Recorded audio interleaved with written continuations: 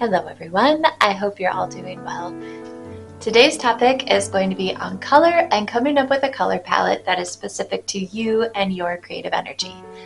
I tend to come up with a new color palette every year and find that the changes and shifts between my palettes are pretty subtle, but there's enough of a shift that I am aware of when a color no longer matches my energy. Color affects me so much that my environment and my wardrobe also undergo a slight shift when this happens. In general, the colors I surround myself with or dress in have a pretty big impact on my mood. In a way, it's kind of like being a color empath. Because of my awareness to this relationship that I have with colors, I am able to tap into them and draw from them in order to connect with them. For those of you that are into rocks and crystals and have come to understand that there are energy associations with each of those, you could also apply that and understand that every color also has a unique energy associated with it. To consider this, think about how being surrounded by a color you don't like might impact you. So if you think of a color you really don't like, and then imagine that had to be the only color you could sit in a room with, you'd probably be like, ugh. And why do we feel that way? Well, we feel that way because that color is communicating something to us. Even considering how much power we give to certain colors by assigning gender roles to a color. But colors play such a significant role in my creative process and in my general well-being. So interestingly enough, color is, for the most part, something that we experience on an unconscious level. From a psychological standpoint, that gives it a lot more credibility for why and how it plays into our emotional right side of our brain and less to the logical left side of the brain. And that's because our emotions are processed unconsciously more often than not. Now, I know there's people out there that really just like to follow color trends or the people that want their homes to be just like completely neutral and monochromatic with black, white, and gray. I've got some theories on why that might be, but for the purposes of this video, I just don't think that we should follow the colors that somebody else has dictated for us. So when we think about the energy behind each color and how we use them in our environments and our lives on a daily basis, we are essentially hand selecting the ways in which we want to express, communicate, and tap into the energy of those colors. While these colors allow us the freedom to express and explore emotions visually, we all sometimes experience that paralyzing feeling of indecision that can be super overwhelming. Especially when it comes to something like colors, because there's just so many of them.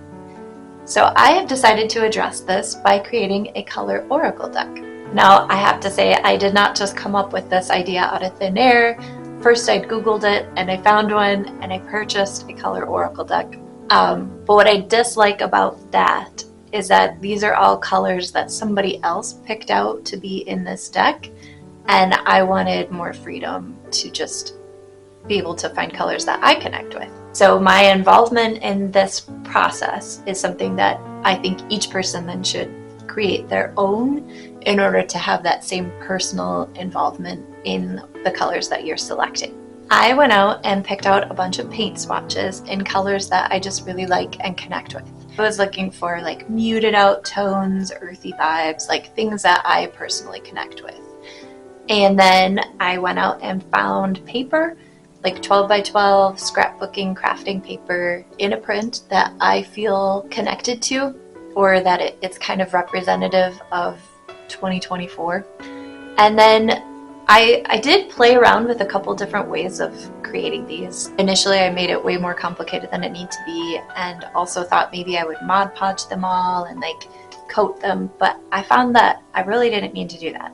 So it's just a glue stick and gluing the paint swatch in the size that you decide you want it to be to a backing paper so that all the cards have the same paper for the back side, so that you can use them and not know what you're looking at, and then, you know, draw from them like you would a deck of cards. So you could theoretically just leave these very squared off and rectangular or squared or any shape you want. I kind of like that traditional card shape with the rounded edges. So I did take a little bit more time in order to round out the edges. You could probably also speed up the process by using a paper cutter of sorts, whether it's like the standard paper cutter or like a, you know, rotary type of thing. I like using my hands and being involved in the process of making things because it feels like I'm putting a bit more of myself into it. So I also enjoy the process of things. I find it relaxing and enjoyable. I just cut these all out by hand. The idea with these cards is not to feel as though you're using them to dictate a color palette, though you could do that. It's also to just connect more with your spiritual nature and relinquish some level of control over the process by kind of releasing the fear of perfectionism and the creative process and just allowing room for creativity. And so that kind of brings about this idea of surprise and joy and just having fun. Staying in that energy of playfulness and exploration feels a lot less structured and logical, and a lot more just like expressive. In turn, this helps prevent feelings of being overwhelmed, procrastination, and instead it brings you to where you can just focus on the process and less on the results.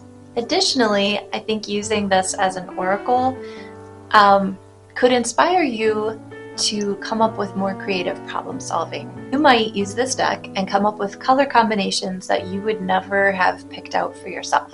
There's some safety because you already picked out all of these colors, but you didn't necessarily pair them together. Maybe you pull another card, or maybe you discover a pairing that you really like that you didn't ever think of before.